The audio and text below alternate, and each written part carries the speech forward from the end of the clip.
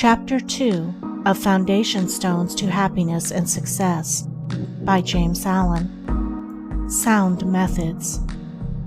From the 5 foregoing right principles, when they are truly apprehended and practiced, will issue sound methods. Right principles are manifested in harmonious action, and method is to life what law is to the universe.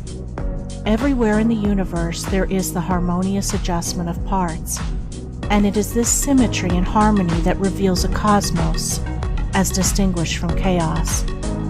So in human life, the difference between a true life and a false life, between one purposeful and effective and one purposeless and weak, is one of method.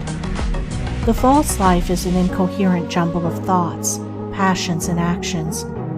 The true life is an orderly adjustment of all its parts. It is all the difference between a mass of lumber and a smoothly working, efficient machine. A piece of machinery in perfect working order is not only useful, but an admirable and attractive thing. But when its parts are all out of gear and refuse to be readjusted, its usefulness and attractiveness are gone, and it is thrown on the scrap heap.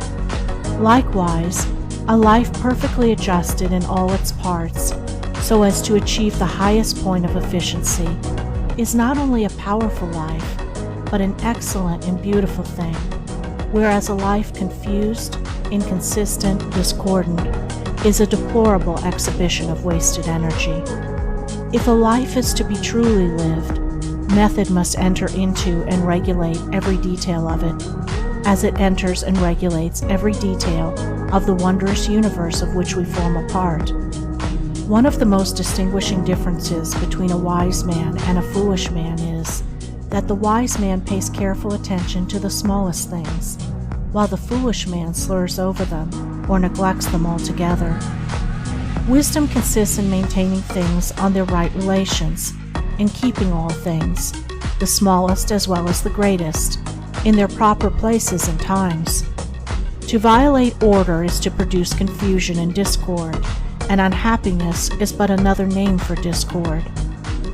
The good businessman knows that system is 3 parts of success, and that disorder means failure. The wise man knows that disciplined, methodical living is 3 parts of happiness, and that looseness means misery. What is a fool but one who thinks carelessly, acts rashly, and lives loosely? What is a wise man but one who thinks carefully, acts calmly, and lives consistently? The true method does not end with the orderly arrangement of the material things and external relations of life. This is but its beginning. It enters into the adjustment of the mind, the discipline of the passions, the elimination and choice of words and speech, the logical arrangement of the thoughts, and the selection of right actions. To achieve a life rendered sound, successful, and sweet by the pursuance of sound methods, one must begin not by neglect of the little everyday things, but by assiduous attention to them.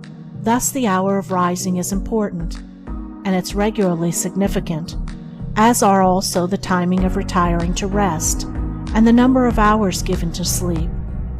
Between the regularity and irregularity of meals, and the care and carelessness in which they are eaten, is all the difference between good and bad digestion, with all that this applies, and an irritable or comfortable frame of mind, with its train of good or bad consequences. For attaching to these meal times and meal ways are matters of both physiological and psychological significance. The due division of hours for business and for play, not confusing the two. The orderly fitting in of all the details of one's business, times for solitude, for silent thought and for effective action, for eating and for abstinence. All these things must have their lawful place in the life of him whose daily round is to proceed with the minimum degree of friction, who is to get the most usefulness, influence, and joy out of life. But all this is but the beginning of that comprehensive method which embraces the whole life and being. When this smooth order and logical consistency is extended to the words and actions, to the thoughts and desires, then wisdom emerges from folly, and out of weakness comes power sublime.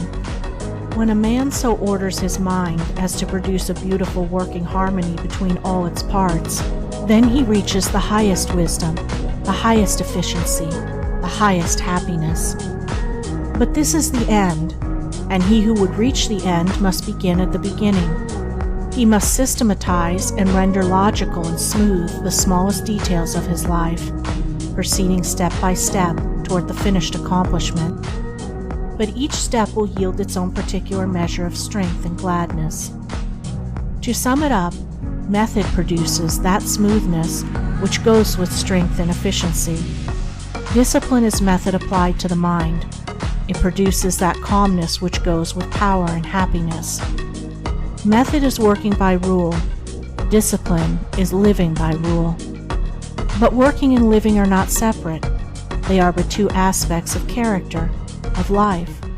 Therefore, be orderly in work, be accurate in speech, be logical in thought.